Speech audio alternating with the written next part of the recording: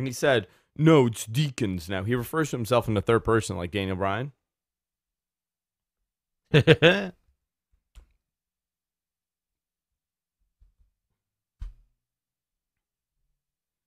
becoming too much.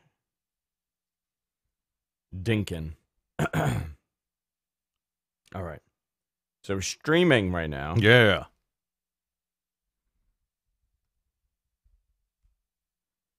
I need a new deacon. I'm surprised you guys don't have a Switch. For what? Nintendo. Not like a Switch. Oh, I thought you meant like a Switch. A Nintendo Switch.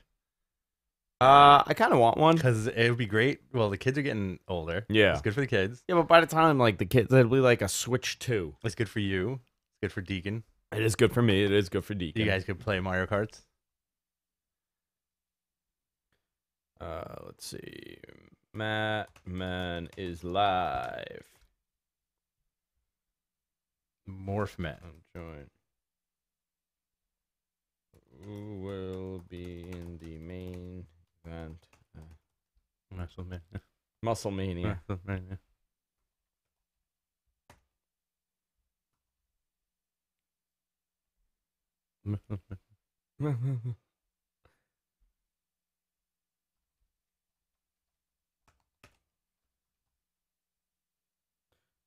I got into a big fight on the Bayside group today. With what? Yesterday. Why? Over people freaking the F out that Uncle Jack's serves their house wine in a stemless wine glass. And how it's discriminatory and rude. To who? To the people that are and he goes, and I'm like, dude, why didn't he? First I said, what? First of all, they don't serve. At first he said it's in a water glass. Okay. They serve me in a water, and I know what he's talking about, and it's not a water glass. It's a stemless wine glass. He goes, what does that mean? It's just a regular glass then. I'm like, it's a stemless wine glass. Right. And a lot of places serve wine in a stemless wine glass. He goes, yeah, but the table that bought a fancy bottle got a stemmed wine glass. I go, if you asked and said, hey, listen, I kind of like a regular wine glass, can you give me one? They would say, sure. Right. No problem. Instead, you're claiming racism and discriminatory practices for a local business. Was he a white guy? No, he wasn't. Okay. He was a scary Spanish dude. Okay. Like scary in the sense of like eyebrow, like eyelid piercings. Okay. Oh boy. You know, like a Tekashi 6ix9ine type. And he's very, very upset over Glassware. So there's like a 200-page post now. That's a stupid complaint. And I'm like, guys, really? Glassware is now discriminatory? Yeah. Yes. Like, here's the deal. Here's the deal. They serve, if that's the glass that they use. Yeah. You could have said, hey, listen, dude, I kind of like a regular glass, a regular wine glass. Could you give me one? They would say, sure. That's such a stupid complaint, though. You know what? I feel like that's a complaint that if you have it in your head, you should just not express it. I think there are people that go into situations expecting racism. Like he's like, the food was great, the service was good. I walked in there at 9:40, and the guy asked me if I had a reservation! Exclamation point. I said no. He said, hold on. Okay. Yeah, he went to go get an restaurant. effing table. That's what it is. He goes, it wasn't busy. He didn't need to ask me if I had a reservation. Okay. Like his whole, it was like it was like this big. Oh boy! So I was like, I had a couple to drink. Why don't I get head deep into this? Clack clack clack clack clack clack clack. How did you resolve your situation? I ended up threatening an old man to a fight. An old Bayside man? Yeah, an old Bayside man to a fight. You were like, come to the podcast studio. He said something like, someone needs to teach. And then tag me a lesson. I said, listen, old man, I'll slap you and you'll fall and break your hip. Every town in Queens is so effing bizarre. I went apeshit. I really lost my mind yesterday. I'm sure. Listen, Bayside is a weird effing place. Because Bayside has, Bayside's between, like, Little Neck and Flushing. Yeah. So Bayside is a pool of like families and older people. Yeah, a lot of older people. Older people. There was another one. So the thread is going on about the glass, and most people, by the way, people were like, "You're out of your mind. You're insane." Yeah. You know, it's a stemless wine glass. And I go, I wrote something like, I was in a city and I was served wine in a mini mason jar. You didn't see me losing my effing mind over it. I this actually happened. I was in the city and we're talking about wine now. We're not even ready for the show, but I got served in a mason jar, like a little mason jar. Yeah. Like it almost looked like, you know, those little teas that your grandmother would give you, like the little teacups? Sure. Like the Middle Eastern teacup. Yeah. It was like that. I was like, guys, come on. I'm like, I don't want to drink out of a mason jar. Yeah. And they're like, no problem. Here you go. Yeah. That was it. When my one weird drink request is a good example. Like yesterday, I had a gig. Nice place. Urine out of mason jars. Nice place in Tribeca. Yeah. My client, the people who I was shooting for, they were like, feel free to have a bunch of drinks and whatever. So I go to the bartender. I'm like, hey, listen, I'd like a Manhattan, but I don't want it in a martini glass. Yeah. No problem. That's it. Because you don't want to be dangling this thing around. I love a martini glass, but only for dirty martinis. I won't take it. No, I don't want a Manhattan in a martini glass. Yeah. I don't think everything should come in a Moscow Mule cup. What are the cups called? Yeah, I know what you're talking about. You know what I'm talking about? Like, they put things that don't belong. I'm big on that. Mm-hmm. I don't understand how this man went to discriminatory. Yeah. That's what drove me nuts. Like, oh, you got a problem with that glassware? You're nuts, but whatever. Yeah. 10-page note. And they were like, and it was a lot of women that didn't, they're like, oh yeah, that's really messed up because you're being punished for buying cheap wine. No, that's just how they serve the wine. Yeah. For the house wine, because it's coming from the bar. Okay, because it's coming from the bar, and they don't want to have a lot of wine glasses at the bar, most likely, because this is most bars. Because they can knock it, they can break it. It costs more if you break it, so they have the stemless ones. Because that's where the house wine gets poured. Not if you buy a bottle, the bottle is presented on the table, and they pour it on the table, and they give it to you there. I haven't ordered wine in a restaurant in ages. No, let me tell you something. That is the ultimate racket. Oh yeah. I was at God, where was I? I think it was Mastro's, because the club Sapphire has a wine locker there. So a coworker of mine went and told my boss, like, listen, we're gonna go in the wine locker. Just write in. We wrote like a permission slip. Okay. Like, I, Michael, allow Andrew and Roberta to take, and then we left it blank. This many bottles. Yeah. So we just filled it in. We opened up 4 bottles. Nice. Okay. One was Duckhorn. And they sell it for like $500. Yeah. You can buy Duckhorn for like $160, $50.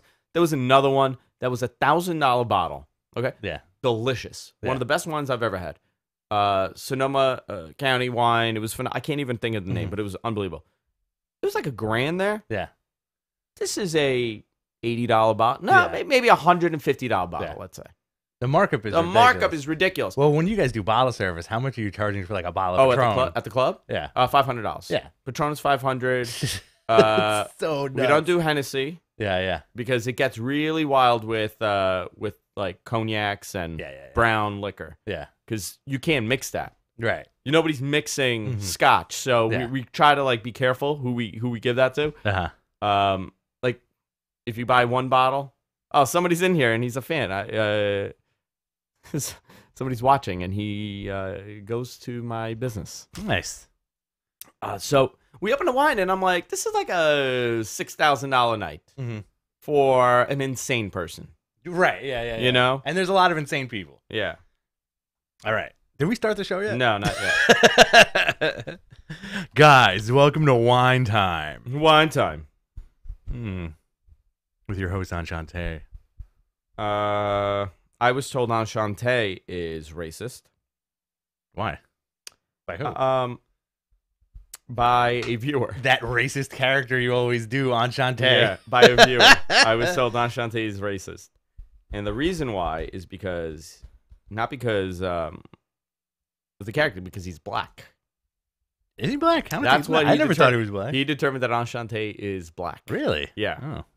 I didn't know how to respond. Bottle service is the worst. It's an ultimate scam. Don't ever do it. Yeah. Oh, you know what? You know what's not a scam? Bottle service for vodka. Right? You got a group of guys. Right. You're going to be drinking anyway. They're going to charge you $10 a shot anyway. That's when it's kind of worth it, but it's an ultimate scam. It's the ultimate scam. And like just get your vodka soda, or if you want to get drunk, get a martini.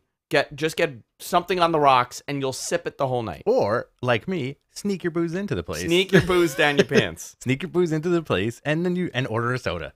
And then you pour the booze into your soda, and you will have a great time. You'll have a better time than the people dropping $1,000 for a bottle of Grey Goose. So Bob Hazelwood says, you know what's racist? Assuming a character is black. You know what is insane? The character is made up in my head. Right. So the character that I see in my head... It's you. It's me. A mirror reflection of what's inside you. Is he saying that I am a black man, a very flamboyant black man? Because then, if that is what he's saying, I am so proud of the way that I've reflected this character. Yeah. A boy could only wish. Let's talk about bottle service some more. Hookah bars too. Hookah bars are like really. You know what? If I walk. Yeah. Somebody a friend of mine posted pictures of them in like Miami. It's like, oh, this place is getting turned up. Yeah. That exact words, right? She wrote that. And all I saw was hookahs. No, yeah. And I go, yuck. Yeah, this is gross. This is a yuck place. Yeah. This is a yuck place. You think you're doing cool bottle service. It has to smell terrible in there. No offense to hookah places. No, they all suck. They are yuck. Listen, I like hookah. I don't. You don't like it? I like it. I don't mind it. I think the concept is really yuck. I don't want my lips going into a funnel that another man has sucked on. It's my funnel to suck on. I want to suck on my own funnel. It's like a syringe. You only want your syringe for you, or like your shaving razor. Guys, if you've never been to Queens, for some reason there are a billion hookah bars in Queens in the last like 5 years. Yeah. Miserable. All right, one more post and we're going to get started. Hey, everybody, on Periscope, this is Hookah Talk. You know how you say hookah in Armenian? Hookah. Nargile. Nargile. Oh, yeah, that's right. I remember my dad saying that. Hookah. Let's see. Sorry, boys. Boys. How are the boys? Hey. All right, Periscope, everybody. We got a bunch of people in Periscope. We're going to post this now on YouTube. We're live on YouTube. We are, if you are in the chat room, please join the Discord. We got a couple new members in there. We're going to be doing some really cool stuff. MG Geek for Patreon members has done an awesome thing called Geek Corner, and it is statistics on wrestlers and their age, and it's really cool. We're going to be building on top of this. So I found an interesting fact that I'm going to talk about on the show based on what MG Geek created. I may allow this document to be public at some point, not now because he's still working on it, but it is a lot of work that he put into this. Cool. Yeah, and MG and dude, those mugs have been selling like hotcakes. bit.ly/GFQ podcast. That's bit.ly/GFQ podcast. Hey, Nate. Everybody in the chat room. Jamie's here. Bob. I got to go see my other Bob. He's trying to get me ROH garden tickets.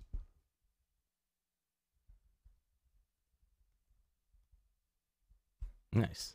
Mattman is live. Come join us. We are streaming on YouTube today. Is that important? No. I don't know why the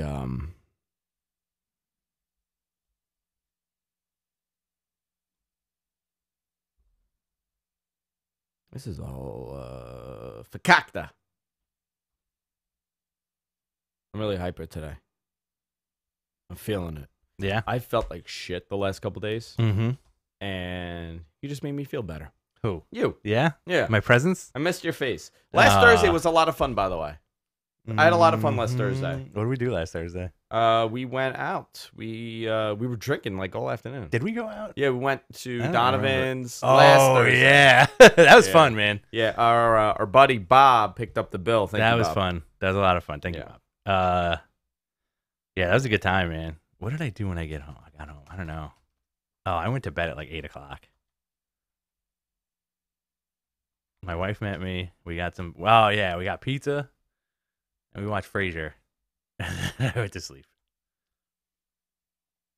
Tossed salad and scrambled eggs. They're coming again. Tossed salad and scrambled eggs. The other Bob from Morgan Stanley, our buddy Bob from Morgan Stanley, picked up the bill. That was like a $200 liquor bill, something like that. Yeah. I slipped a guy 20. Did you? Yeah, I stayed and I still. Here's the money. All right, we're ready, boys?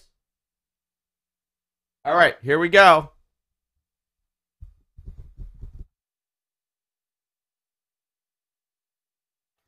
Everybody, welcome to Matt Men, your source for all things professional wrestling. I'm Andrew Zarian, and I'm joined by the Hookah Master, Rich Stambolin. The Hookah Master. It's like a Medusa thing with like hookah pipes. If you watch the show on YouTube, or if you watch the show or you listen to the show on podcast, you are missing out on a lot of side banter that goes on during a live stream.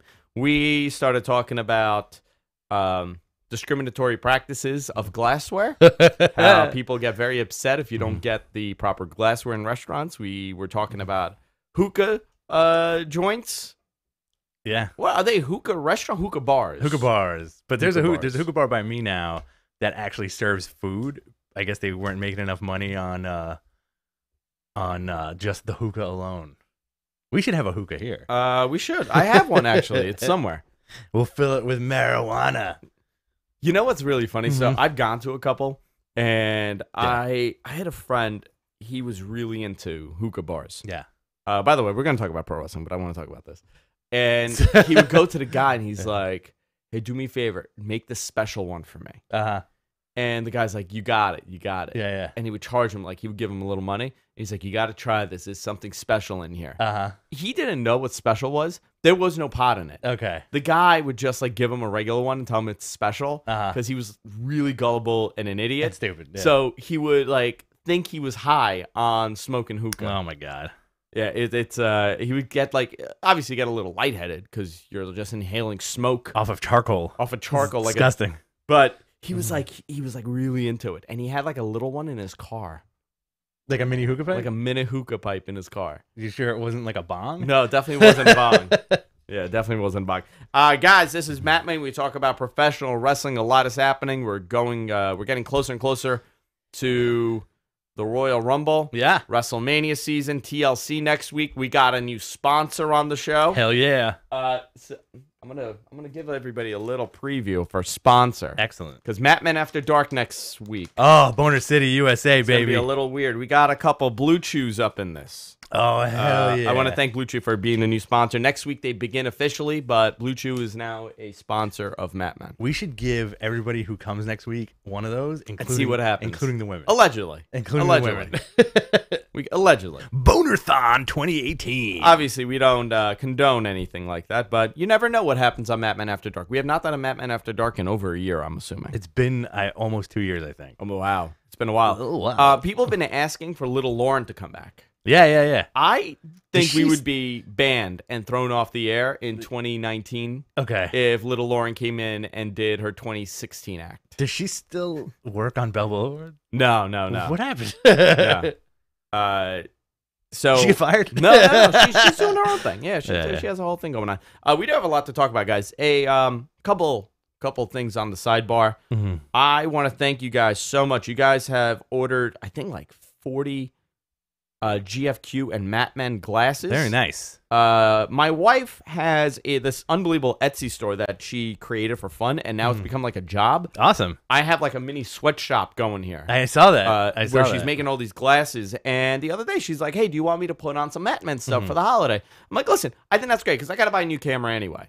I'm like, let's take that money. We'll put it in. I got to get a new camera. I need to redo my lighting in here, which I need your help with. Okay. We got to redesign the set. Ooh, I got a great idea for the lights. Cool. So she's like, I'm going to make a couple things. She made it, and it's selling like crazy. Hotcakes. Hey, guys, if you want some of this stuff, I'm going to post a link in the chat, but I'm also going to have it in the notes. If you're listening, you go to bit.ly, that's bit.ly /GFQ podcast. That's bit.ly /GFQ podcast. And she has a whole bunch of other stuff. So if you're buying a gift for somebody, she has a lot of like nursing stuff and teacher stuff and tons of awesome office quotes that like everybody loves, friend stuff. I mean, it's a lot of stuff she has on there, but she also has a lot of pro wrestling stuff. If you want to get some stuff, that's a way that you could support the show and help me kind of upgrade this place because it's kind of falling apart, the studio. The other thing, if you do want to support us and get access to these really awesome things that we're doing, go to patreon.com/MattManPodcast. I was blown away how many people are funding us over the last couple of weeks. I think we're back, baby. Yeah, we're getting there. We're not where we were a couple of years ago when we were doing this, but we have 31 patrons, $50 per show, which is not bad. Oh, we'll get there. But we want to be at around $250, and at $250, we will give you guys a second show every week, plus bonus material. Last week we recorded our first watch along. Yes. That I will be giving. We're still tweaking it. I can't do it today. Yeah. Next week we'll do it, but I believe we have a winner in this week's poll, and it's going to be Starcast 97. Starcade 97. Starcraft. Starcraft 97. What did I say? Starcast? Yeah. Conrad Thompson went back in time and created Starcast. Are you turning into Conrad? You know what? I love that man He's so great. much. He's great. I have to tell you, what a respectful guy. I've spoken to him a handful of times. Yeah. I love to talk doo-doo about people. Uh-huh. I can't say a bad word about that guy. He's he's such a nice man. Yeah. And he does great content. Actually, support him also. But patreon.com/MattManPodcast. Maybe we'll get Conrad on. I got to ping him to see if he'll do it. Ping him. We had Guy Evans. Now, you guys are going to know what my life was like this week. I had the author of the Nitro book. The WCW Nitro book, which is unbelievable. It's upstairs. I was going to show it. By Guy Evans. He came on. I did one of the best interviews I've ever done. Mm-hmm. I did about an hour with him. Very nice. We did a lot of off the record stuff afterwards. Very cool. That I won't ever discuss, but it was a very interesting conversation, and what a sweet man. And he said he'll come back on. He lives in Manhattan, all this stuff. I did this awesome interview. I said, great, we're going to throw this up on Patreon first, and then we'll post it. This will be great. There's so much insight on WCW. And listen, man, I'm rusty right now. Yeah. I don't feel like I got my mojo back on the air yet since coming back. I'm a little rusty as a producer. Mm-hmm. I recorded only my side of the audio. Well, I mean, that's because you're an egomaniac. I kind of want to now post that on Patreon where it's just me talking to myself. And so I have video, that right? would be great. So I have video, and it was only because I'm going to extract the audio. There was no intention on the video. I'm wearing an NWO cutoff shirt. It's really weird to look at someone that doesn't think the camera's on. Right, you know what I mean? Yeah, absolutely. And I'm doing like weird stuff during the interview. And it's like it's this weird insight on every radio show. Yeah. And doing interviews. I may post that. I gotta now message this dude and be like, sorry. I'm so sorry I screwed up this awesome interview. I have not done that in 8 years. I can imagine. You should also be like, sorry, man, narcissism in full effect. I just wanted to hear myself interview you. Yeah. That's it. So throw it on Patreon, man. That would be hysterical. Yeah, maybe I'll do that. Maybe I'll have Suncast edit that and put it on. I just got to take some stuff out. Well, actually, you can't even hear him answer. So it doesn't even matter. Well, I think that's even funnier. Yeah. You should make up the answers in a different voice. In a different voice? And, very nice English man. Cool. Have him come to the studio. Yeah, I totally screwed up. I'm going to post a link to that book in the chat as well. So, Rich, let's talk about pro wrestling. Everything going on. Raw had a historic low-rated show. It is the lowest rated. No, I'm sorry, not lowest rated. Lowest viewed Monday Night Raw of all time. In the history of wrestling, this was the lowest rated Monday Night Raw on Monday. Now, there was a lot that happened on Monday with Raw. Yeah. Number one, the fact that it was rewritten at 3:30 in the afternoon. Right. Vince McMahon showed up at 3:30 because he was visiting his mom. Yeah. I guess his mom lives in Texas. He showed up, and he decided that the show was too sad and we needed an uplifting show with the passing of George President George H.W. Not H.W. Yeah. No. Yeah. Yes, H.W. Yes, Andrew. 2 weeks in a row of not the best Raw. Yeah. Right? Now, I don't want to get into it too much because everybody has their own theories and definitions. In your opinion, in one sentence, how could we fix Raw? How could Raw be fixed to the point where it's enjoyable again? You got to cut the show down. Which you know what I would do? I would go back to a 2-hour show with an overrun of 20 minutes. Okay. So now you're kind of tightening things up.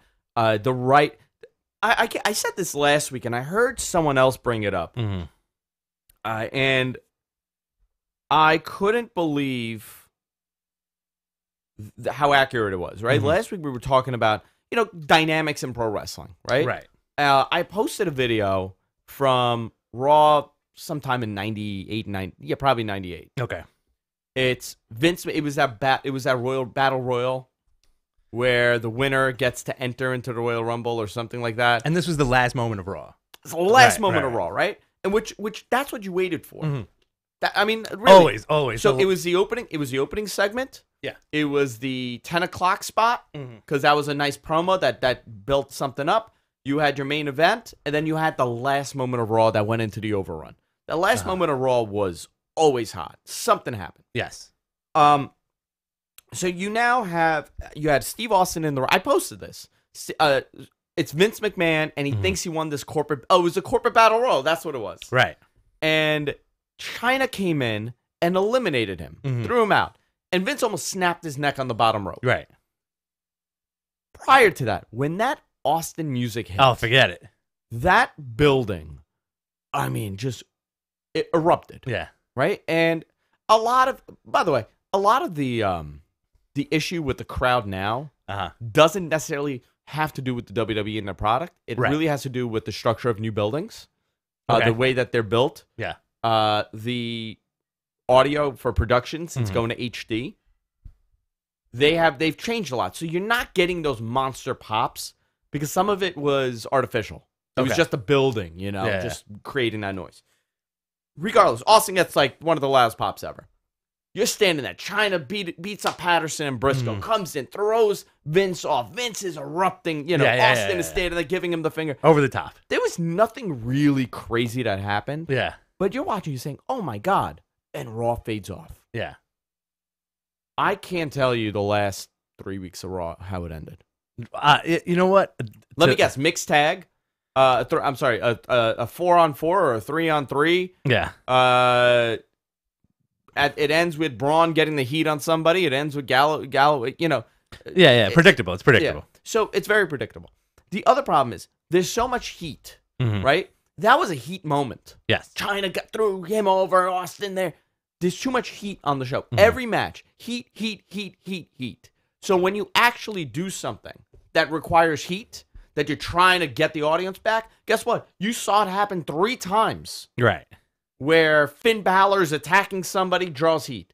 Bobby Lashley's attacking somebody, draws heat. There's a outside interference, draws heat. There's a DQ and a beatdown, draws heat. Yeah. Everything draws heat.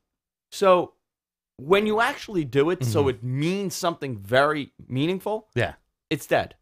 The writing has gotten, and this has to do with the matches itself, because we're now trying to get your attention like this. Right. I honestly think that in some capacity, they're not writing for Vince McMahon. They're not writing for TV. They're writing for that YouTube clip. Oh, yeah, absolutely. They're writing for that WWE.com clip. Yeah. So in the hopes. The highlights. Yeah. Every match needs major highlights. Yeah. If you look like a couple of days after Raw and you see like the quick recap, it almost makes you say to yourself, oh, man, that was a good show. What did I miss? Right? But on the other side of it, if you sit through the 3 hours of programming, even if you don't DVR and you're sitting through it with commercials, it really kind of drags on. I think that's the thing, and I'm feeling it too. I know everybody's feeling it, and I know that the weird wintry time at the end of the year is often like the biggest lull of the year for pro wrestling, right? Yeah. And I also feel like, I don't know, man, like I'll agree with you on the there's too much time. Too much time, too much filler. Yeah. They're allocating time to people that shouldn't really get it every week. They like who? I can't remember this week's Raw. Because think about Raw in the last few months is all about the big dudes. A lot of big dudes. Yeah, they've gotten the big dudes. Fine. Big dudes. I think Drew, and it's interesting. It shows when Vince has a hand in a guy. Like, and he's really behind it. Oh, Baron Corbin. There you go. Baron Corbin. Yeah. Opening segment, second segment, third segment. I think there was 45 minutes allocated to Baron Corbin. Lots of Corbin. Every show, lots of Corbin. I think it was last week or this week. I can't remember the number. A lot of Baron Corbin. I don't get it. The office is high on him. We clearly, don't need this authority figure thing. It has to go. Okay. That's also another thing. The authority figure needs to go. Have like a guy, just a GM, like Teddy Long. Teddy Long was a great general manager. I never liked Teddy Long. I didn't like it, but he stayed away. Yeah, he didn't get involved in angles and beating up the guys. And it's just bizarre to me that we're still doing this figure. I'm telling you, it's not a wrestling show, guys. I've said this before. It's a show about a family and it's idiot employees. Right. It's a bizarro office. Yeah. That is what you watch when you watch Monday Night Raw. You're watching a show about management dealing with incompetent employees who just keep showing up.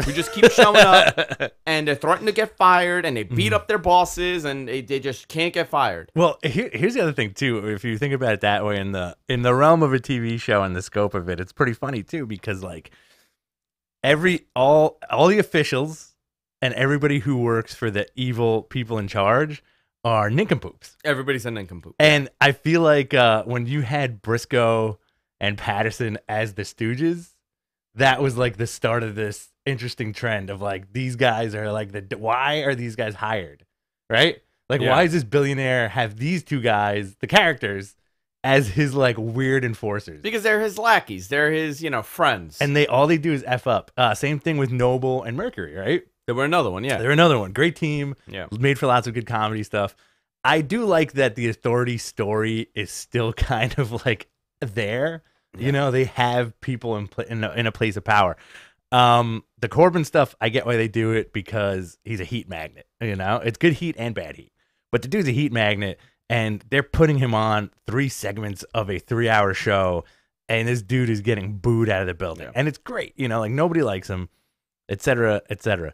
Now, the one thing I do feel like that's missing is, when was the last time, was Daniel Bryan the last white hot babyface that we had? Okay, so we spoke about that, right? Like, who was the last white hot babyface? I would say Daniel Bryan, naturally, like a real baby. I'm not talking about Becky Lynch getting over. Right. I'm saying a white hot babyface that's a good guy, the do-gooder. Yeah, not like.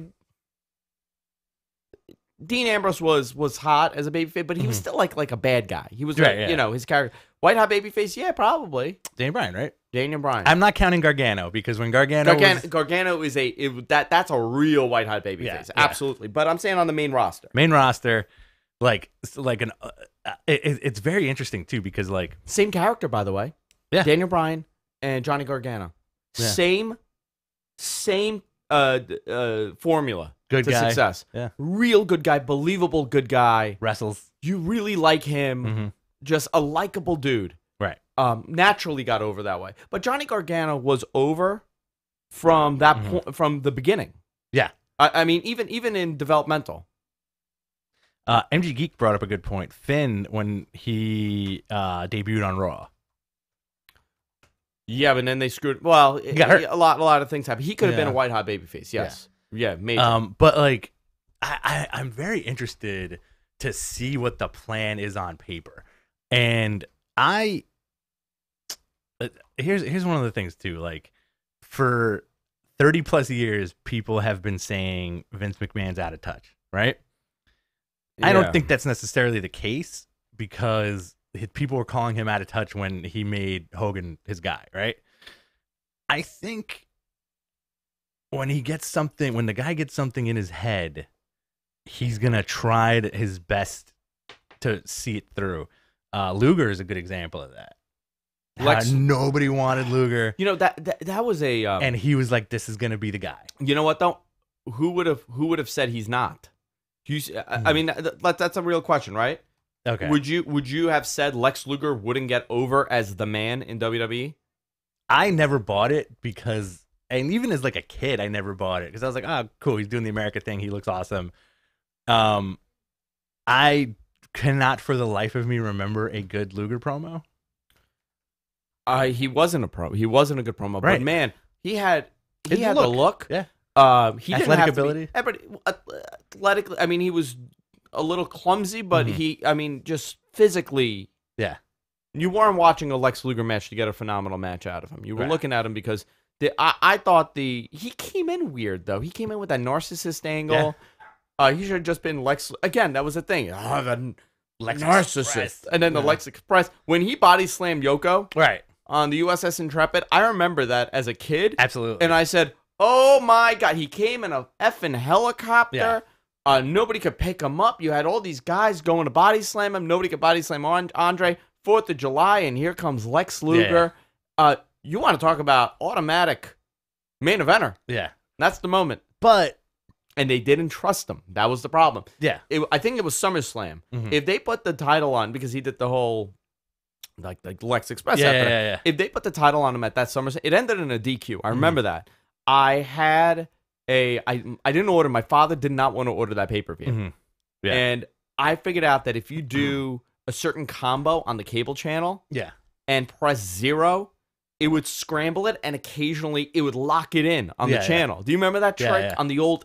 We're dating ourselves here, guys. Absolutely. This is how we used to do it.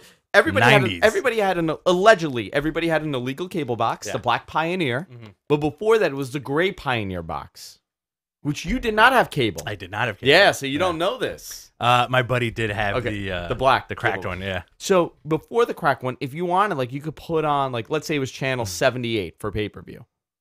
You would do 78, pound, 0, and then pound. And it would lock it sometimes, and it would de-scramble it. Right. I did that, and I had a needle nose plier that my grandfather gave me, like the jewelry pliers, and I locked it in. And I had to hold this thing the whole pay-per-view to watch Lex Luger not win that title. Right. I remember I was in my attic in my great-grandmother's room because she lived in my attic, and I remember as a kid saying, "Fuck this," in my head. That was it. That was the moment.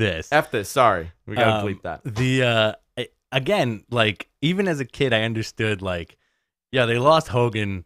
This is their answer to replacement Hogan, right? Like, the big American. Yeah. You know? Again, like, I think when you do that, you do an American angle now. Now it's like, nationalism and oh God. I think, again, I don't think Vince is out of touch, but Roman Reigns is a great example too. When he bites into something, he will not let it go, right? Yeah.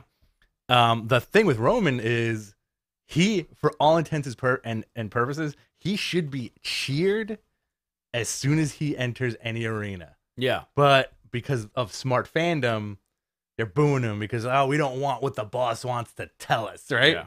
We don't want that. And I think now it's tough, man. Like, you can see kind of like the gears are in motion for a guy like Braun and Elias and a Bobby Lashley and a Drew McIntyre, like those big meaty guys, to be in that main event for the next few years. Why is Bobby Lashley shaking his ass? I don't know, man. I don't know what they're doing with their dude at this point. This guy was supposed to be Brock Lesnar's next. Yeah. Like, that was the dream match. I think his promo hurt him.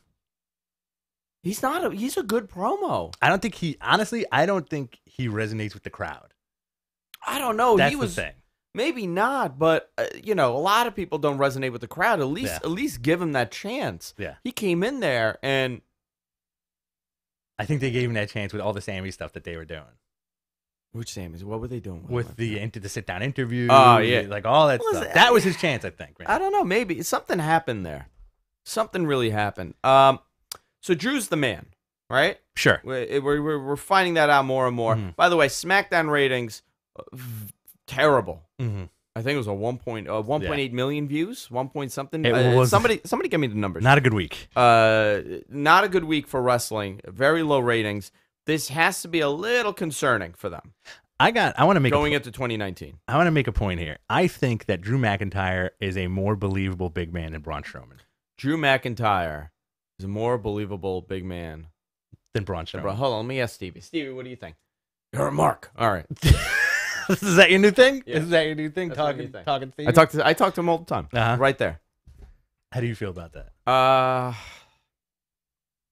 Yes, a little bit. I believe his passion and anger more.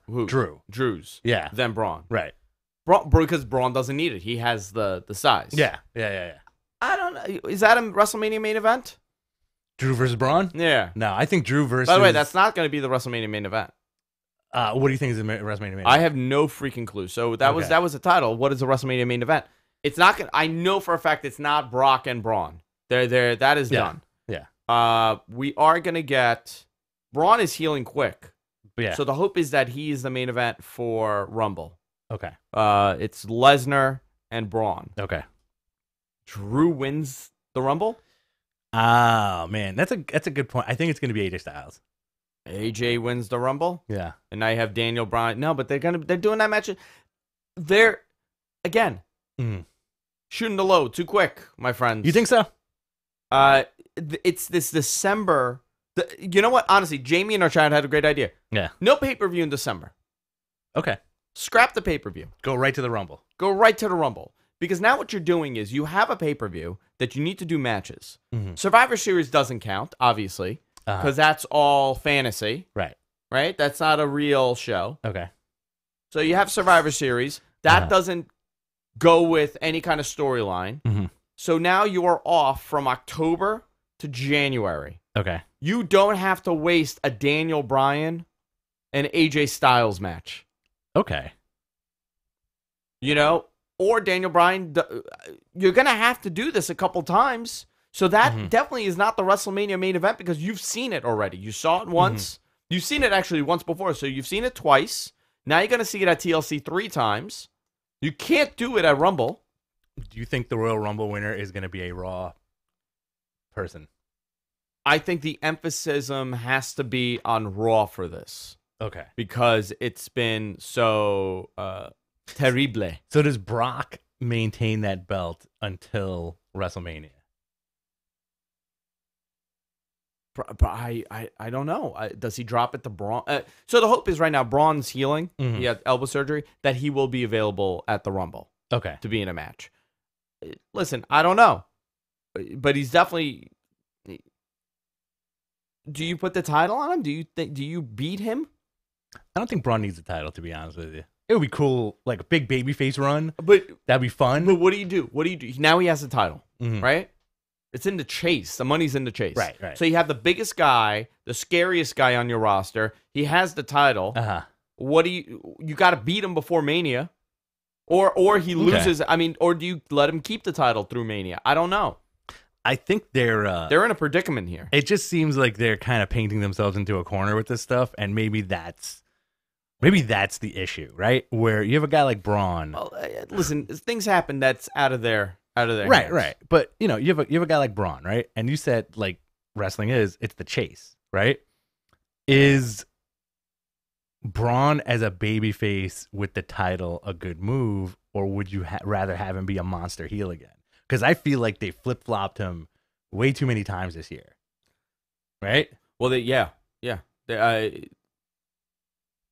he's talking too much. He became a comedic character at one point. Right. You know? Yeah. I think he really got over when he did that title thing with that kid. Yes. He won the tag. I thought that was really cute, and I think it didn't hurt him. It was really funny. He got over with the kids. You know, that really... I was talking to someone in their marketing department in New York, and they said that was the moment that he got over with the kids. Absolutely. When you put that kid in the ring with him, and he was so good with them. They loved him. He was a gentle giant. Right. Before that, he was a Goonie living in the woods. I mean, that was really how he came in. He was a Goonie. Raw did, by the way, 2.286 million, the lowest rated show of all time, and SmackDown did 1.948. Wow. So bad. And SmackDown needs to do over 3 million a week on Fox. And if you think Fox is going to be okay with 1.9 million viewers on a Friday night when right now they can put anything in that time slot and do better. They have something coming their way. Fox cannot be happy with the ratings leading up to this. Now, WWE's very good at overhyping and saying, no, we're pulling back a little bit. We're doing this, we're doing that. I do see that first show being 3.6 to 4 million viewers. Okay. On Fox. Okay. I think the idea that because it's a network, they're going to get a lot more people watching is a false security blanket that WWE has. Okay. It's not 2000 anymore. It's not 1998 anymore. Right. If you have a television, I know that before, if you were on a network, you were going to get tremendous numbers. Right. Because it was a network versus cable. SmackDown would do great numbers, and it was a B show on a third-rate network on UPN. It was a crappy network. Yeah. So their idea is like, well, we're going on a network. We're going to get great numbers. It's not like that anymore. There's so much competition. The other thing, so their answer to that, I was told, is, yeah, but look at all the cord cutters. Right. So there is something there. Yeah. But a cord cutter's not watching Fox. Right, exactly. If you're a cord cutter, do they think everybody that cut cable put an antenna on the TV? Exactly. I have to tell you, I have those antennas. Like, I'm a cord cutter. Yeah. I have everything digital. I have one of those antennas. It is miserable to get a reception. Right, yeah. You got to, like, run it. It doesn't really work that well. It's archaic technology at this point. It looks great when it does work. Yeah. But a lot of people don't do it. Yeah. So, I don't know. 3 million, it's an easy number for them to get. 3 million is that low. Like, that's, like, the low. They want to be around 5 million people. That's like, Well, we'll see what the marketing machine does leading up to the debut of SmackDown. It's going to be tremendous. I'm sure it's going to be bananas. Joe Buck. Did you see Jeff Jarrett? I heard Jeff Jarrett dropped it on football the other night. He was promoting it. He was there. Promoting it, and he did, what was it, for the Titans? Tennessee Titans? I'm not sure. He did something with the sword, and Joe Buck, my hatred towards Joe Buck is so much. I think he's one of the worst commentators on television. He is biased. He is emotionless. I hate him calling baseball, and I hate him calling football. And the only reason why he has that job is because of his father. His father was an unbelievable broadcaster. Joe Buck is the shits, as they say. The reveal is that he's the third Young Buck. He's the third Young Buck, Joe Buck. He promoted it, and it was like the most dumbest promotion. Like, oh, wrestling's here. Wrestling's coming in 2020. So that marketing machine's going to go bananas leading up to it. They want Ronda Rousey. They want the big names. They want everybody. It's all AJ Styles. So there's a discussion happening that the brand split, it might be time to get rid of the brand split with low ratings. Interesting. Right? There's too much filler happening. There's too much, if you get rid of the brand split and Raw's 3 hours, you could kind of justify it.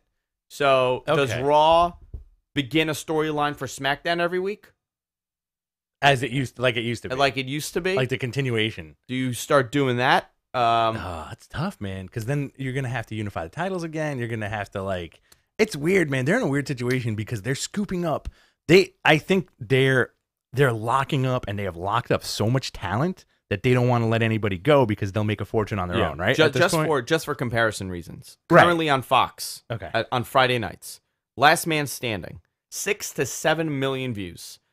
The expense of producing a live show compared to having something recorded months ago is a lot more. So they have to, come 5 million? Yeah, they got to come hard with that. They have a year to turn this around. Yeah. What do they have to do? What would turn this around? As far as viewership goes, not necessarily. Listen, WWE's always going to be there. It's not like a business turnaround. Yeah. But as far as viewership goes, you're right. What do they have to do to turn this around? Who has to show up to turn this around? You're going to get a lot of of Kenny Omega's not the answer. No, you're going to get a lot of nostalgia guys. You're going to get. I guarantee you'll get Austin showing up at some point. Undertaker, Hogan, definitely. Okay, but every week Hogan showing up. Every week Austin. First month. you get the big surprises, right? And then once they get their feet under them, you're gonna start getting like, I feel like it's just gonna be so in your face. I don't even think we're talking about 7 million views. Okay, do you think Austin versus Rock on Fox would draw 7 million? No, I don't. In the main event sadly, of SmackDown? Sadly, I don't. I don't think so. I feel like for guys like us, absolutely. But like, I think that, John Cena's going to go to SmackDown. You're going to have Cena on Fox. You're going to have Rousey probably. Yeah. I beat everybody on Raw. Now I got to go to SmackDown. You're going to have Rousey, Cena, your top, Daniel Bryan, AJ Styles, Joe, Knock, like all those dudes. Your solid guys, Ray. So I want to make the GM JBL. I want to show you something. So MG Geek in our chat, moderator in our Discord and all our chats, he made something very interesting. He made an age chart of the men and women on Raw and SmackDown. I want you to guess, what's an older show, what's a younger show? SmackDown's the older show. We talked about this. Yeah. Do you know what the average age for the men on SmackDown is? 38. 37. Ooh, close. All right. Compared to 34 on Raw. Yeah. 37.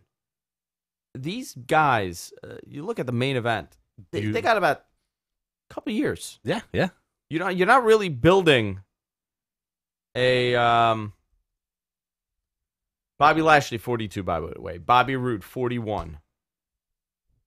That's look great. You got, I'm trying to find the SmackDown here, SmackDown roster. Ready? AJ Styles 41. Boom.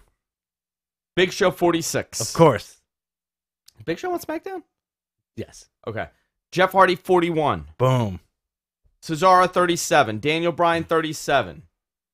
I'm just skipping along here. Nakamura 38. The Miz 38. Yeah.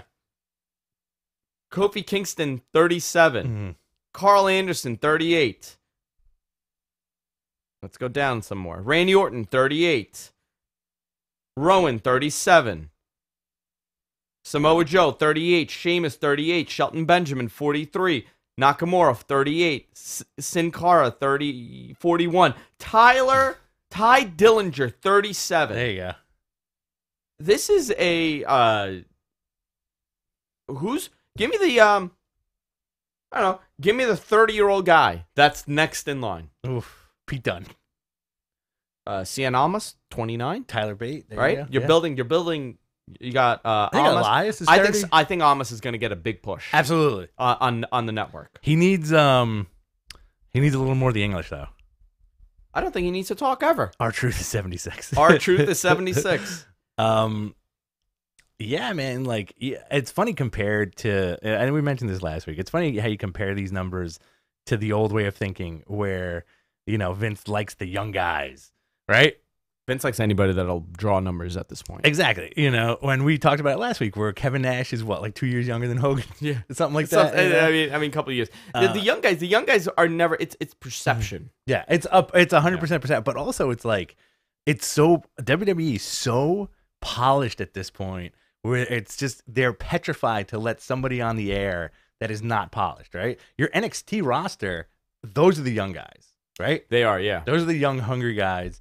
But they're still in their late 20s, early 30s, right? Like Gargano's like 31? He's 30-something, yeah. Aleister Black, same thing. And I really do like that they're teasing him to move up to the main roster. Yeah, he's a SmackDown guy, right? He's gonna be the center focus of Fox. He's the devil worshiper. He's the whole marketing campaign. Yeah. The occult. The occult is the new direction. No, but it's interesting. So. We are now in 2019 is a pivotal year for this company. Yeah. They have all the money in the world. They're doing, business is good. Attendance is shit. Raw, I think in Houston drew 6,800 people. This is a wrestling market. We are in an excuses. Absolutely. That was football. Oh, yeah. Basketball. The president passed away. Basketball. Yeah. We never heard this 15 years ago. No, there's so much content out there, though. There is a lot of content, and there's quicker viewership, and people watch clips now. But if you make something really important to watch, they'll watch it. Absolutely. That's what it is. You gotta the impetus is to buy the ticket or turn on the TV. I got an interesting question too. Like, how about the NJPW roster at this point? Because I feel like their main event is also guys in their late 30s. The NJPW roster is guys in their 30s, Right. late 30s, and they have the same exact problem. You're right. They have the same problem, and that's what happens when the Bucks, Omega, Ibushi, and Cody decide, if they decide, we're not working in Japan anymore. And possibly Kushida. Where's Kushida going? NXT. There's a big rumor that Kushida, Really? They're trying to sign Kushida. Interesting. Yeah, and have him like as a focal point for NXT, which Hideo Itami was at one point. Yeah, he would do nothing there. You don't think so? Yeah, he would do nothing there. Like NATO, like all these dudes are like in like look at Jericho. Jericho's floating around the Indies. He's what, like close to 50? Jericho's his mid 40s, right? Yeah, but Jericho's doing. I mean, he revitalized his career. Yeah. Your younger guys are in your upstart federations. I think Ring of Honor has a lot of young dudes, right? How old's Matt Riddle? Matt is not very young. Really? I'll tell you right now. I think he's 30. Oh no, 32. Matt Riddle. He's a young man. Matt Riddle and Adam Cole are your two upstarts to break into the main roster. But you know what? Think about this, okay? Yeah. Every time we have had a boom, right? A boom period. Yeah. The top guys have not been athletes. They haven't been, technical wrestlers. They haven't just been great promos. They've been cartoons. Yes. Right? 100%. They have been always a larger than life, character. Oh my, he's a cartoon. Hulk Hogan, Steve Austin. I mean, he's a cartoon. Cena. Steve Austin, Cena, Rock, Undertaker. Absolutely. I just named you the only top guys that they've had in that company, to be honest. Shawn Michaels, but debatably. CM Punk. CM Punk, okay, CM Punk, fine. Character, cartoon. But again, he's still not larger than life. I think when he was on top, he was. They CM Punk? Yeah, when they did the I don't know, ratings would fall. It was a terrible rating slump when he was champion. It got us interested. Right, but that has because nothing he was to a do badass. with But I'm saying big personality. Big, draws. You want draws. I think that's what people tune in for. Is Okada a big cartoon character? I'm not a big Okada fan. Really? I have to tell you. Okay. Yeah. But I don't think any of those guys are there. You know, like Aleister Black, I like it. First thing is, do you like their entrance? That's how people see wrestling. Okay. How cool is their entrance? Is it cool? Okay, so you got one check mark there. That's one done. How big are you? Okay. Right? Undertaker's a great example. I can't remember the last time I was like, you know what? I want to see that Undertaker match. Yeah. Even now. Even now, like I watch it. Right? It's the Undertaker. Yeah. But when I'm not watching it for the Undertaker match. Okay. I'm thinking like a casual fan. You see the pyro, you see him. He's a freaking zombie. He's walking out. Yeah. If they want eyeball, it's not me. I love the technical wrestling. I'm going to Evolve next week. Right. Yeah. I'm not getting any pyro there. I'm not getting dead guys. You can bring the pyro. I could bring my own pyro.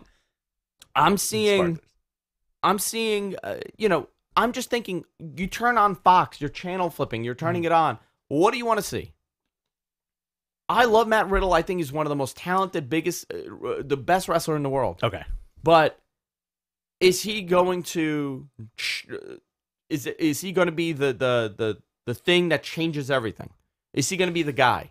That's a lot of pressure to put on him. Who's going to be the guy? Again, the company's built in a way that there is no guy. Right, exactly. At this point, I think that's what we're looking at as pro wrestling as a whole. I think with every company, I think it's now like that mentality of we can, instead of getting one or two guys over, we can get everybody over and we can continue this perpetually. You know who got over? Ronda Rousey. Yeah. Larger than life character. Absolutely.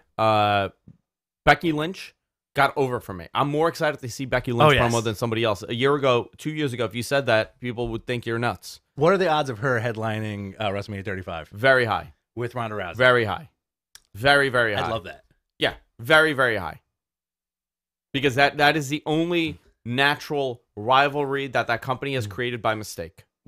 Completely by mistake. I'm glad you said accidental. That. It's an accidental storyline, and I'm not even positive that they'll be able to pull it off. something might happen. Ugh, yeah. What happens? Ronda falls and messes up her ankle. Yeah. Now you just ruined everything. Yeah. So there's a lot of time for that, but that's a real story. And a real main event. Like that I'm into. Yeah. History-making main event. Listen, we as wrestling fans sometimes have to think outside, right? Mm-hmm. When you show a friend wrestling, are you showing one of the greatest technical matches? Or are you putting on something that's more storyline driven and something big? I'm going to tell you, every time I have a party here, every time, I have wrestling fans and non-wrestling fans. I have about 15 people that come regularly. WrestleMania, I think I have like 20 people that show up. Yeah. No, actually, I think 2 years ago, or was it I can't remember. One of them, I had like 26 people here in my house for WrestleMania. Not every one of them is a wrestling fan. Some were wrestling fans. Some are the wives. Some are the girlfriends. Some are the boyfriends. Right. But you know when everybody just stops? There were two moments. Mm-hmm. When you hear that freaking gong. Undertaker, always. Undertaker, and for Ronda Rousey. Yeah. That was the moment that everybody came and stopped eating. Yeah. And they just stared at the screen. When the Undertaker walked out. Yeah. There were people that said, "Is this a concert? What is this? Who is that? Is this a concert?" Yeah. You can't explain it. The Rock coming out. Yeah. Oh my God! Everybody just stops, watches. Who is that guy? That is true. Yeah. You know when that happened? The last time that happened, I think, when we were watching together was AJ versus Dean. For us. Yeah, for us, absolutely. For us. But we were very quiet during that. What would make and I always think about it. My wife is not a wrestling fan. Uh-huh. So she's on this side, right? And I'm on this side. There is a lot of middle ground there. There are people that are somewhat wrestling fans, little bit wrestling fans. My friend Dara, give an example. She likes wrestling. She watches Raw. What would make her stop what she's doing and tune in every week? Steve Austin. I don't know. No, I mean, not that. Is this a hypothetical? Right now, hypothetical. Yeah. Like right now, like who's the one? Who's the one? Current roster. If Undertaker's entrance is the side to get people that don't really watch wrestling and they just tolerate it, and our side is a Gargano and Ciampa match for an hour long match. The middle ground is what you need to find. Yeah. Right. It's definitely not Dolph Ziggler and Seth Rollins for a million times. Yeah. Right. That's definitely not it. It's a good maybe Brock Lesnar. Sure. It's a good middle ground match. Ciampa versus Velveteen. Ciampa versus Velveteen. I don't know, because you get all ends of the spectrum there. You know what? He's interesting with his entrance. Velveteen. Yeah. Larger than life character. Cartoon. But he's like 2-3 years. I don't want to see him up there until he really gets. Until he's 25. Gets the juices going. I thought Nakamura would be that guy. Yeah. I was convinced that because think about it. Yeah. In-ring ability, charismatic, crazy ass entrance. Everybody, I'm going to tell you, my wife would stop. Everybody would send me that video. Non-wrestling people would send me that Nakamura video of his entrances. He was the one. Yeah.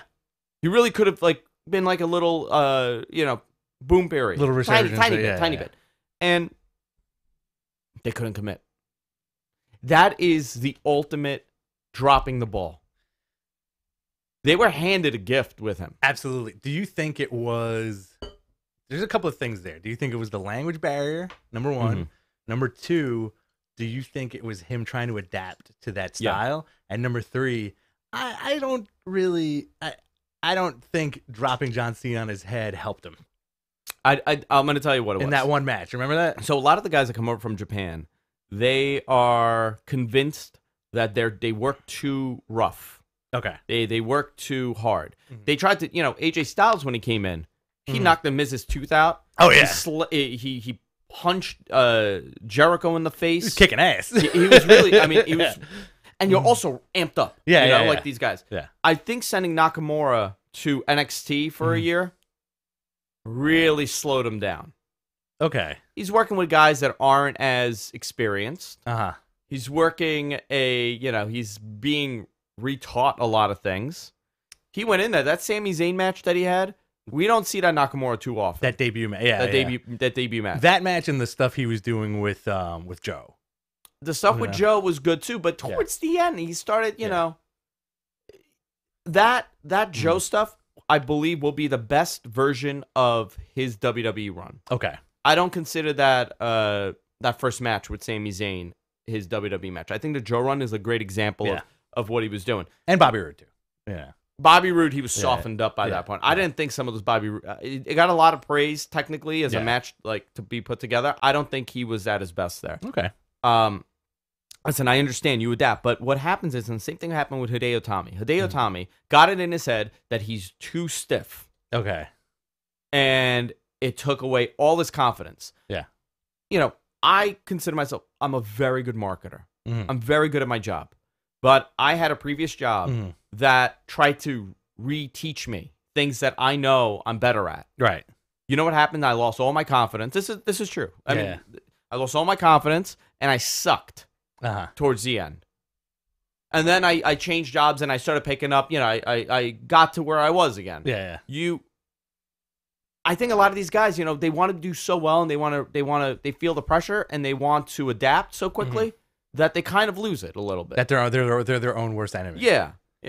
I think to that point, AJ Styles is probably the number one cat and Joe too, who were just like, you know what, they can tell me one thing, but I'm just gonna do this. You're absolutely right. I'm gonna do it my way. Joe on the other, Joe and AJ on the other hand, tweaked a tiny bit. Yeah. AJ had to tweak, right? AJ wasn't a WWE changing him. It was more of a, I'm 40 freaking years old. I can't do a can't do 450 springboards every match. What would we do? Spinal tap? Yeah. He would do a spinal tap, right? He can't do that. You know, we haven't seen it in WWE, right? We haven't seen him do that. Is that what it was? A spinal tap? I'm what not was sure. it called? What was his move No, called? that was it, yeah. But he's done, he's pretty much whipped out almost everything. I think there's a couple of moves. But with that being said, that WWE frame of mind is you don't need to do the Styles Clash every match, you know? But the crowd gasps whenever he goes for it. Yeah. Right? Same thing with the Muscle Buster. Muscle Buster is a great move. Yeah. But we didn't see it for a long time. So now we saw it. But Joe is like probably the most talented dude on that roster. Yeah. The guy's, and again, 40 years old, big ass dude, moves like he's a cruiserweight. Yeah. I mean, really good. I think AJ and him adapted because they didn't really spend a lot of time. Yeah. AJ, no time in developmental. Joe was very short, right? How long was his run? A year, maybe. Maybe a year. But again, he went in with the attitude where I don't give a crap. He went in as a one-time shot. Right. And they offered him $50,000 and he sold so much merch. They're like, okay, we got somebody. Yeah. I think Joe's attitude is he can make money anywhere. Absolutely. And he didn't feel the necessity to go. Maybe Nakamura felt the need to have to make this work. You know, now, Prove by the way, himself, he relocated his family. Yeah. New Japan, still the U.S. champ. Still the U.S. champ. Listen, I'm not saying that he's not good. I think he's great. His promos are really hysterical. He's out of his mind. Yeah. It's a very different Nakamura from New Japan. And by the way, everybody's saying, well, he might go back. He might go back. How would he fit in Japan right now? Exactly. The game is Wrestle Kingdom 8 was the moment that I was like, oh my God, this guy's the man. This guy's the man. Yeah. When he came out with the strippers, when he did the stripper entrance against Tanahashi, that was a unbelievable match. Was that for the IC title? When he came out with the crown? No. Okay. And then I think it was that. Okay. Yeah. And then he did him and Ibushi. It was that, him and Ibushi, and him and Styles, So right? good, yeah. Those 3 years. People really love that Ibushi match. I think it was great. Yeah. I like the Tanahashi match better because it was the first time that I mean, obviously I knew of him, but I never really was wowed. You watched him. That was the moment. That was a moment for me. You know what's interesting? Thing about the cyclical thing of wrestling. Now, let's say, not even next year, but let's say in 2 years, right? New Japan does not have a lack of talent, but the rumor is that a lot of their top guys might be leaving to start their own thing, right? Not necessarily going to WWE, right? All Elite Wrestling. Right. Did you see Cody in the Jaguars owner suite? No. Yeah, Brandy and Cody were in the owner suite last week. That being said, do you think New Japan will make an offer back to Nakamura once these guys leave and it's like Tanahashi may not have too much time left, right? Hey, listen, I know you're in Florida. I know your family's in Florida. We will give you all the money you need. Just come back and help us. Yeah, I do see him having one run in Japan and doing Ring of Honor, doing Japan. 2020. Maybe. I don't know. WWE is very comfortable for some of these guys. Yeah. They work. You're talking about the work rate. Japan, they get that time off. Yeah. But it's a very different style of work rate over there. They also do. Actually, I don't know what's better. I think the Japanese schedule might be a little bit better. Oh, yeah. Them. You know why? You're doing mixed tags constantly. Yeah. You're doing like 5-on-5s, 3-on-3s for non-big shows. Yeah. You have that little off period. You kill yourself in a main event. You kill yourself in June for the G1. Yeah. Or July for the G1. And then you go back into it. I don't know what's better.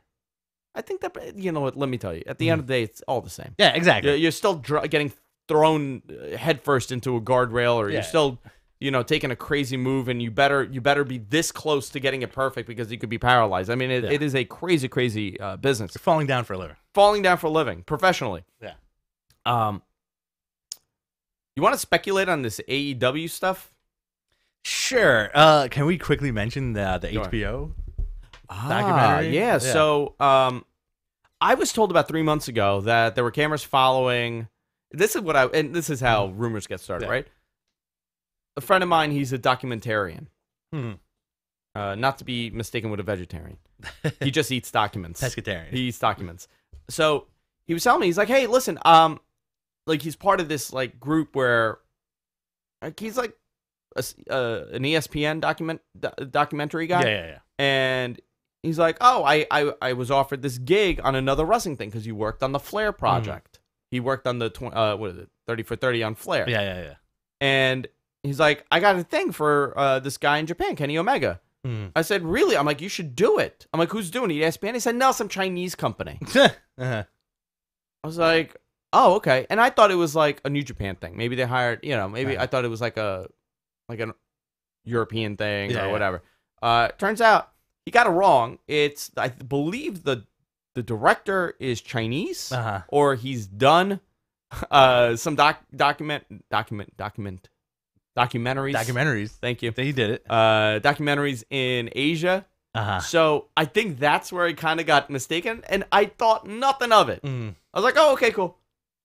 I did some research based on the rumor that came out. So somebody spilled the beans on a podcast. I was working on it, and he said that HBO is doing a documentary. I can't say it today. What's the matter with you? I don't know. I think I'm having a stroke. Oh, Jesus. no. Documentary on Kenny Omega and the Golden Lovers story. So and good. And I'm quoting him. He said it was the first queer wrestling storyline. Okay. Now, listen, a lot of rumors are out there. I don't speculate, and I don't care. Yeah, at the end of the day. At the end of the day, nobody cares. But there are a couple factors here. One, the way that he interprets what the storyline is a little off, because it's not a queer storyline. Right. It's not a gay storyline. Right. It's about two friends. Right. That's the whole thing. Buddies. They're buddies. Super buddies. Super buddies. Yeah. I don't know how he took that. To me, it means he knows nothing about wrestling, and he saw it happen. Okay. He saw the documentary. Jesus Christ, what is happening? I don't know, man. Are you okay? I'm not feeling good, man. Do you need to lay down? Oh, the Ethan. Oh, he's back. Is this how you turn it on, Shante? Andrew gets really, really I can't say the word documentary. Gets really frazzled. Someone bring me a boy. I must rest my feet on him. My rheumatism has come in. It's documentary. Documentary. So I think he's seen parts of this. Okay. Or he's seen the finish. Yeah. So big finish. Very interesting. Now, the timing of this would be fascinating. Yeah. When this comes out, what happens. I know some things I'll tell you off the air that I was told from WWE. This is all we know. Yeah. HBO's making a documentary about Kenny Omega. It's going to be awesome. It could be a giant work from Kenny Omega. because he likes to be ambiguous. He likes to put it out there. Yeah. In interviews he's done, he doesn't say, but who cares? Yeah. I think that's great. And if WWE's looking for the first, gay or bisexual pro wrestling star, you have him right. If that is the case, if not, then who cares? It doesn't matter. But I'm very curious to see why they did this, because HBO doesn't just do documentaries. Right. They want pieces. They want human interest pieces. Yeah. So the Andre doc was amazing because he's Andre. Yeah. He's a giant. He's not just a wrestler. Hulk Hogan is Hulk Hogan. When you're talking about a guy like Kenny Omega that majority of people don't know, right? Yes, he's a huge star, but I'm saying as a mainstream guy, mainstream celebrity, he's not at that level. And for them to do a documentary on him without there being a very interesting human interest piece. Oh, I think there's definitely an interesting human interest piece with Kenny Omega stuff, man. I think this is great. I absolutely love the guy. I think he's one of the most talented wrestlers we've ever seen. Absolutely. He is a throwback to everything that is original about somebody. Yeah, and good about wrestling. I hope that this leads him to more success. Absolutely. Now, that success being, does he go to WWE or does he go do his own promotion? There might be a little splinter happening in this faction of elite guys, right? To me, it seems like Kenny Omega is one part, and the Bucks and Cody and Marty are here. Don't forget Hangman. And Hangman, and maybe Hangman, Hangman, because by the way, he turned the WWE deal down. Hangman. Yeah. So I think you have a little splinter there with Kenny. And, Kenny Omega is 30. What did I say? He's 38. I think that's too old. He is 35. Okay. He is at the pinnacle of his career. I'm saying this is the height of interest he will ever have. Okay. From WWE as a signing. Okay. Right? 35 years old, the best condition he's in. He's really injury proof. Knock on wood, for the most part. Knock on wood. I mean, he's had a couple scopes done, but the guy's great conditioning. He doesn't drink. Right. He doesn't do drugs. That's what they need. He works hard. You want to talk about a cartoon? Yeah. Really interesting guy. Unfortunately, to me, he's like a throwback of like an 80s character. Okay. With his 80s villain, but I could see in WWE, they're just going to make him into like a New Day type guy. Okay. I don't know how that. Sometimes it's like Wes Craven. Sure. Writing a teen comedy. He did that already. What did he do? It's called Scream. No, Scream wasn't a comedy though. It was a little. Okay, you know what? It was still a horror. But I'm saying like complete genre change. Take the horror away. Okay. Just make him into a different guy. I don't know if WWE would know how to handle a character like that because it's very multi-layered in depth. Yes, yeah, absolutely. To them, it's everything's one dimensional. You want funny? Poop, but at the same time, like we just said, I think he'll survive in that environment because AJ, Samoa Joe, two good examples that we mentioned about going in and doing their own thing within the system. I think he's one of those dudes that could do his own thing within the system.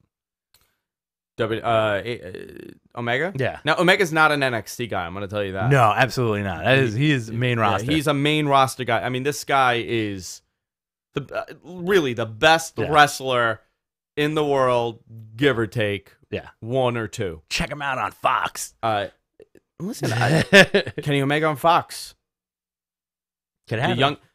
Kenny Omega, the Bucks, and Cody. Yeah. Put him on Fox. It was great. What does that do to numbers? Awesome. Bump him up. I think wrestling fans, like hardcore wrestling fans, will tune the How F in. many hardcore wrestling fans are there? There are a lot. I think there are a whole lot. You think a million? I think more than a million. Absolutely. You think more than a million? I think the hardcore fans are looking for something to not complain about. I'm going to tell you, you know what? I'm going to give you my number. Yeah. Go. 3. 3 million? No, 3 people. 3 people. It's me, you, and Deacon. And Deacon, yeah. and the guys that go to Wrestling Universe. Yeah. I'm going to say anywhere from 150 to 300,000 hardcore wrestling fans that move the needle right now. Okay. Hardcore. I'm saying hardcore. I'm not talking about casual fans that would be interested in seeing Kenny Omega because they saw a couple YouTube clips. Obviously, that's going to exist. I'm saying about 150 to 300,000, and that's a number that was given to me. Yeah. That is wrestling right now. There's about 300,000 people that watch wrestling, that are into hardcore wrestling. Not CZW, but they watch. They watch Impact. Yeah. They watch Ring of Honor. Yeah. They watch New Japan. If there was more, we would see those numbers on Access for New Japan go up a lot more. Okay. That's the argument here. Yeah, Access is not available. Whatever. By the way, that Hello. Oh. That fight. Yeah. The Chuck Liddell and Tito Ortiz fight. Yeah. Did 30-something thousand buys. Wow. It did worse, or maybe a couple more than Wrestle Kingdom. That JR that was on pay-per-view here. Okay. That JR was doing commentary. JR talked about. So think about that. There aren't as many wrestling fans as people think there are. Hardcore, like committed wrestling fans. Maybe you add another 500,000 to that number with people that watch wrestling that would watch it. Maybe you add another 250. So maybe 1 million for a needle number to move it. Okay. They need a couple more. Yeah. Listen, man. Again, 2018 has been a really insane year for wrestling. Yeah. Now with the All Elite stuff happening, I think that it's just gonna be like a lot of give and take from whatever. And honestly, who's to stop WWE from saying like, "Hey, we want to borrow you, and we don't want to sign you"? That was discussed. I mean, they did want to do that relationship with New Japan, but New Japan got smart. They said, "Wait a minute, You're scouting us." Yeah, Liger was a first of many. Oh, Liger. But by the way, Liger was independent. Liger doesn't have a contract. Liger could work wherever. But Liger was like a they were at that time they were talking about New Japan and they were talking about this and they were talking about that. Yeah. That was like the test. We don't know. Yeah. I think the answer when you talk about borrowed talent, that's going to be AEW, Ring of Honor, and all those guys. Yeah. I'm very curious to see what 2019 brings because between AEW and New Japan and Ring of Honor and all this stuff that's happening, we are in a weird. We'll see what happens, man. This is exciting. Yeah, I'm very excited. Very, very excited. There's so much out there for every kind of wrestling fan. But people still bitch and moan, but that's okay. Listen, man. I complain, but listen, I talk about the bad and I talk about the good, and at the end of the day, I'm still gonna watch it because I enjoy wrestling. Do you feel Ring of Honor has kind of the short end of the stick right now? Yeah. But they did sign Brody King. Yes, and they did sign PCO, which is I explained what PCO was to my wife the other day. Over a $200,000 a year deal. 250,000. It's the biggest contract he's signed. Amazing. Financially and on for Ring of Honor. I don't know if I was supposed to talk about that number, but Frankenstein. Yeah, he's Frankenstein. Use him good. Yeah, right? exactly. Make him into a monster. Again, spectacle. That's why he got signed. Exactly. Brody King, he's a big dude too. Mm-hmm. I don't know what 2019 brings Ring of Honor. I like Brody King. They've had a lot of boom period happening. I think the Garden may be a maybe a swan song. Yeah, we'll see, man. Because it's like I don't hate to admit it, but a lot of what brought eyes to Ring of Honor the last couple of years were the Bucks. The Bucks, Cody, Marty, New Japan, Marty. And before that, it was also Adam Cole. Roderick, Red Dragon, the dudes who are gone now. And what fills that void in Ring of Honor? You have the Briscoes, who were like tried and true Ring of Honor guys. Dalton Castle, right? I don't know if I like Dalton Castle, Jay but Lethal. Main event guy. Jay Lethal he's had his time. He's he's who's their next guy? Taven. Matt Taven? Yeah. I don't know. We'll see. I'm curious to see what happens with them. They may be shifting into a whole different direction now. Yeah. Jeff Cobb. But Jeff Cobb signed with New Japan, right? Jeff Cobb. I think he'll be their big guy. Okay. Yeah. I want to see Jeff Cobb in PCO. Oh, that'd be amazing. I want to see that. You know who would have been great for them? A Matt Riddle for Ring of Honor. Sure. A guy like him could have really moved the needle for them. I think so. But, again, Matt Riddle was mainly wrestling for Evolve, right? He was doing independence in Europe, but he's had a WWE contract for a while. Yeah. He's been under their umbrella. I do think Matt Riddle will make a big splash in the next couple of years. I said that a while ago, and people were like, what are you, nuts? WWE's not doing it. WWE and Evolve are working very close. Evolve is in Queens next week. What is it, 117? Evolve 117 in Queens, which I will be at. At La Boom. I just want to tell you the card here, and you tell me what you think, because you're going to have Darby Allin. Is it 117? Yeah. Darby Allin. What's on the card? Let me see. Why can't I see this card? Oh, here we go. Evolve Championship Triple Threat Match. Fabian Eichner, WWE guy, correct? Yep. Okay. Roderick Strong, WWE guy. and Austin Theory. Okay. Nah, but I like he's Austin Theory's good. Austin Theory's very good. So that's the main event. It's a triple threat for the Evolve Championship. Then the Evolve Tag Titles. Evolve Tag Team Champions versus WWN Champions. It will be, if JD Drake is pinned, he will lose the WWN Championship. Oh, no, I'm sorry. Evolve Tag Team Champion versus WWN Champion. I'm sorry. If JD Drake is pinned, he'll lose the WWN title, whomever pins him. It is Evolve Tag Team Champion, Street Pride. Their website is really Monty Ford and Angelo Dawkins. Montez Ford, sorry. Versus JD Drake and Anthony Henry. You're going to have Darby Allin and Cassius Ohno. Awesome. So he's going to murder Darby Allin. Yeah. As usual. AR Fox is there. This is a phenomenal card. Yeah. Good card. Harlem Bravado. I like Harlem Bravado. Very good. It's going to be great. So, and by the way, it's a tiny venue. Yeah. So you actually want to talk to Roderick Strong. Yeah. You can. Because he's just hanging out there. You want to talk to Chris Hero. He's just chilling there. Not a bad seat in the house either. Not a bad seat in that house. I think I'm on the pay-per-view. You're on the hard camera? Yeah. So it should be great. Take your wanger out in the middle of it. Oh, yeah. I think I should. Take one of those blue chews. I'm going to take a blue chew. I'm going to take a blue chew. Would you freak the F out if Chris Jericho showed up to that show? Listen, I freaked out when Velveteen Dream was there. That's true. He touched me. Yeah. He was like, not today. Not today. Not today. Not today, Anshante. All right, guys, that's it for this week. Let's wrap it up. Guys, go to our website, gfknetwork.com. Subscribe to us. We're everywhere podcasts are available. Fund us on Patreon, patreon.com/MattMen Podcast. If you want to buy MattMen merch and you want to buy something for your loved ones, check out my wife's store on Etsy. If you go to bit.ly, that's bit.ly/GFQ podcast. That's bit.ly/GFQ. Why doesn't this open up? I don't understand. Bit.ly. Oh, because it's caps. Mother effer. I didn't know that they're cap sensitive. Bit.ly/capital GFQP podcast. I have to change that. I don't know why they do that. The links in the chat, the links in the show notes, the links in Discord, the links on YouTube. I'm going to post it again. Just go there and check out some of the cool stuff that she has over there. And a lot of people are buying stuff, and I really, really appreciate it. It's been awesome. She sold a whole S-ton of stuff. Awesome. All right, guys, you can follow me on Twitter at AngelJane. You can follow Rich at BTC Rich, and we'll see you all next time. Later. Take care. An hour 12 today. Nice. Yeah. You got to go, right? I got to go. And I got to go. I'm starving. Yeah? Yeah. I don't know.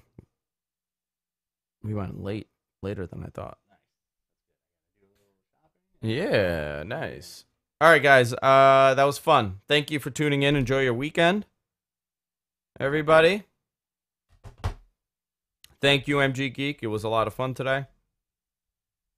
Let me now kill the streams. Rich is going to send me notes, and we'll hopefully get this up by tomorrow. Boom. Love boom.